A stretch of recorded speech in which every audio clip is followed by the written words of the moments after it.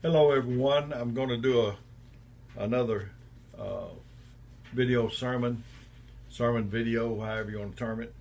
I've been doing series, and I'm on the last one I did was lessons from the spider, and today it's going to be lessons from the ant. I'm going to be in Proverbs 30:24 through I think it's 28. And it says, "There be four things which are little upon the earth, but they are exceeding wise. The ants are a people not strong, yet they prepare their meat in the summer. The conies are but a feeble folk, yet they make their houses in the rocks. The locusts have no king, yet they go forth, all of them by bands. The spider taketh hold with her hands and is in kings' palaces." And that's what we did last time, was about the spider. So today we're going to study the ant, if we can, if God will help us. What can the ant teach me? You might be saying. Well, you'd be surprised. They're tough. I used to work at pest control, and they're about as tough a thing as you can come up against. They are very tough, and I've relayed the story before. I did all the Madison County and Madison City schools, and I had this one school, and this man did work on the side at a farm after they get out of school 3 o'clock, 3:30, whatever. So he'd go down there so many times a week and work. And he was down there working, and I had him a torch, and he went to the back through the gate, and there was a big old ant mound, huge. And he took his torch and he lit it ablaze. He stood there and watched it burn. And he said, "I got him." Well, that's the thing about the ants. You may think you've got them, but they are tough. They've endured a lot of things. And so a few days later, he came back down there to do some more work, and he thought about the ant mound, and he looked over there, and there it was. It was burnt to a crisp. And he said, "Man, I got them." And he looked over there, and the ones that survived the fire just made a heap out of the bodies of the ones that didn't survive the fire. They went right down the way there, and they started another mound. The easiest way to live your life is learn from others' past failures and accomplishments. I've learned from my mistakes, but I prefer learning from other people's mistakes. It's more challenging to take advice from someone that's not yet benefited from their own solutions, like a homeless man trying to tell you how to be a billionaire. Ants, on the other hand, fall into the successful categories, and they can teach us how they succeed time and time again. One thing, they're driven by purpose. They have a clear long-term objective that shapes everything they do, and that's what you need, is a clear long-term objective that determines everything you do, so that there's no wasted effort. One ant's sole job is to find food for the colony. That's his job. That's what he does. He don't try to get in on the other person's job. He just does that job. This is his purpose, and he spends his time and energy. And so, since that's what he does all the time, and he puts his time and energy in it, it compounds his chances for success.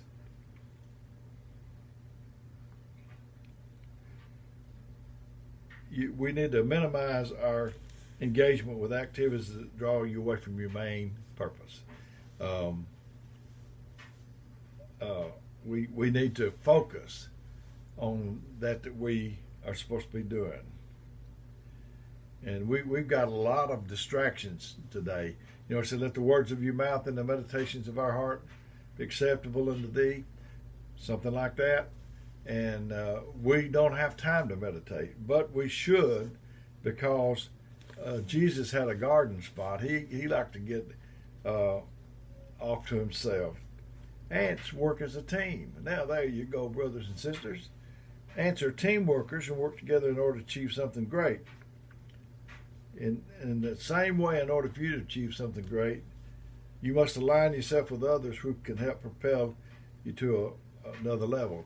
I learned about a word called synergy when I was in school, and the best I remember, it means that as a team, uh, the parts together can do more than the individual parts on their own. Uh,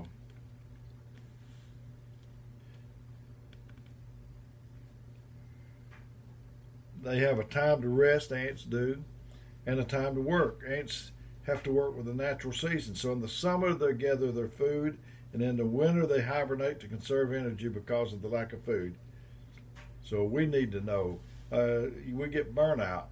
So we can't do everything. We have to reserve what we're going to do for the things that matter the most. You have to know what your it is, and you have to go after that. Ants think big.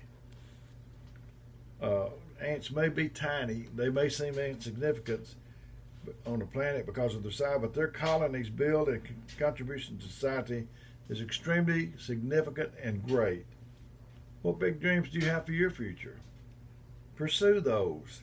No matter how small you think you are, you should always pursue something bigger than yourself. You need to be relentless. You need to be consistent. And you need to be thankful. Ants prepare ahead. They prepare the food in the summer because they know there'll be a time when there'll be no food to find in the wintertime. So they're constantly preparing for a season which is yet to come upon them. And that's different than us, of course. When you should be studying, you're watching TV. You're on Facebook. You're communicating with friends. I started a long time ago. I didn't know I was preparing for this, but I started a long time ago to put things aside in my head that could help somebody else. Hopefully that was the thing. The only way you can maximize any given moment is by preparing for it. If you think ahead to whatever you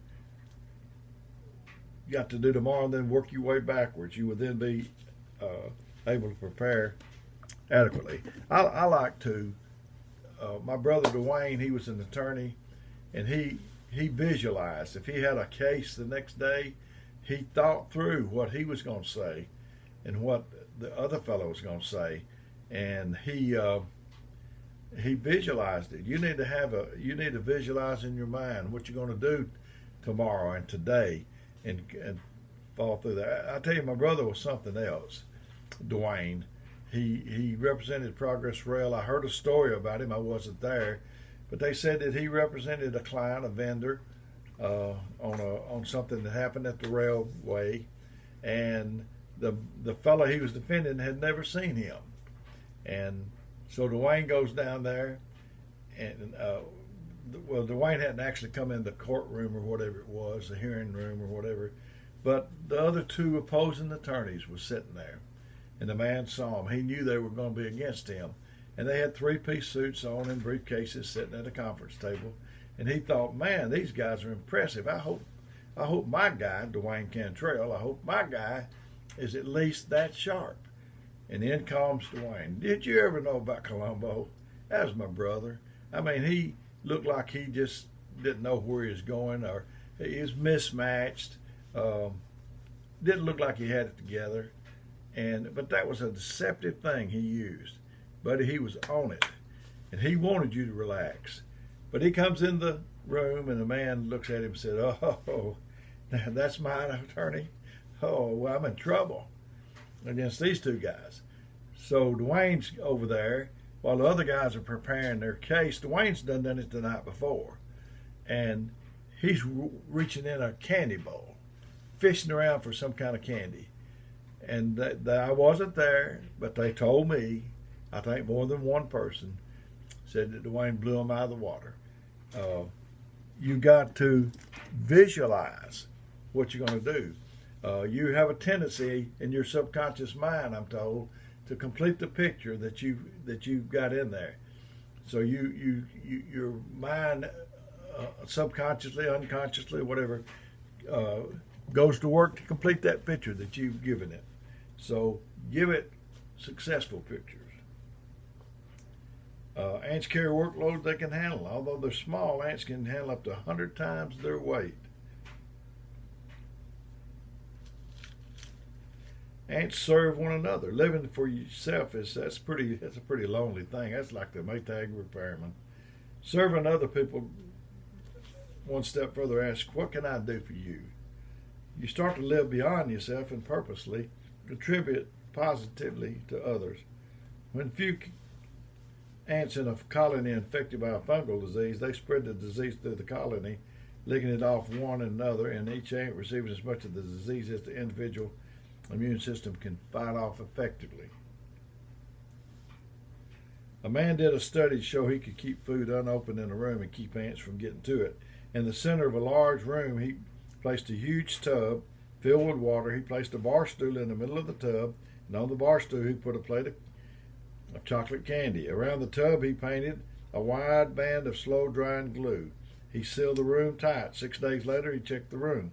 The ants were all over the candy. How did they manage this? The first obstacle was the glue. Hundreds of ants sacrificed their bodies to become a bridge for the others. The water was the second obstacle. The ants carried up a little bit of grass and wood and put them together with their spit to form a bridge to swing across the leg of the bar stool. Another kind of ant took an easier route. They just simply climbed up the wall to the ceiling above the stool and dropped down on the chocolate. Another example of persistence is the soldier of marching ants of Malaysia. They march across the jungle, devouring what is in their path.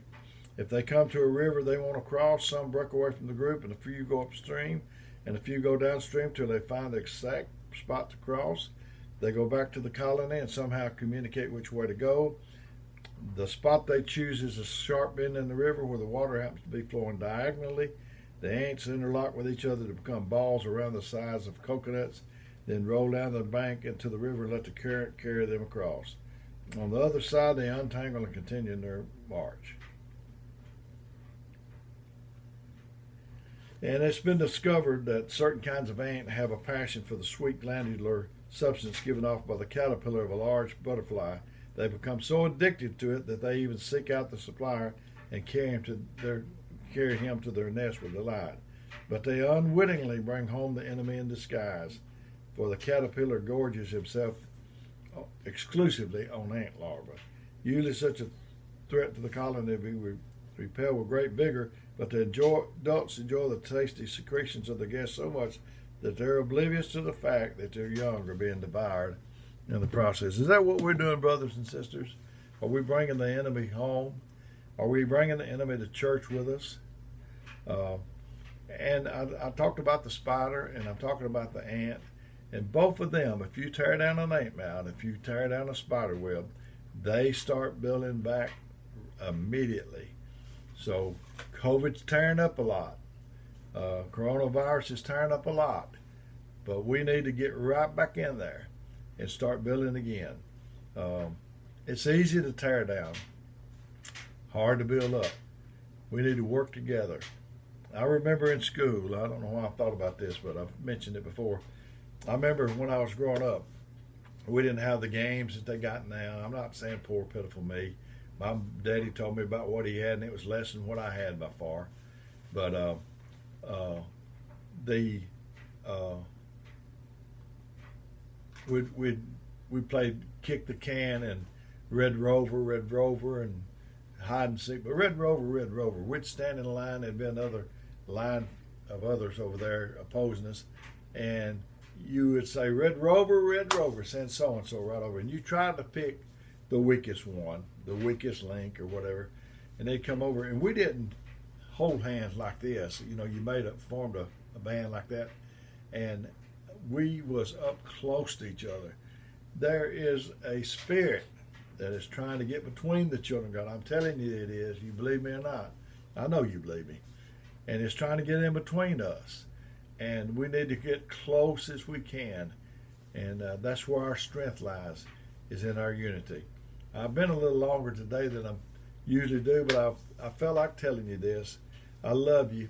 I've been given my number. It's 256-508-4410. And If you need me, you can call or text me. I probably won't get back with you right away, but I'll get back to you just as soon as I can. Why are you doing this, Brother Dale? Well, I believe that God's drawing me to do this, and I care about you.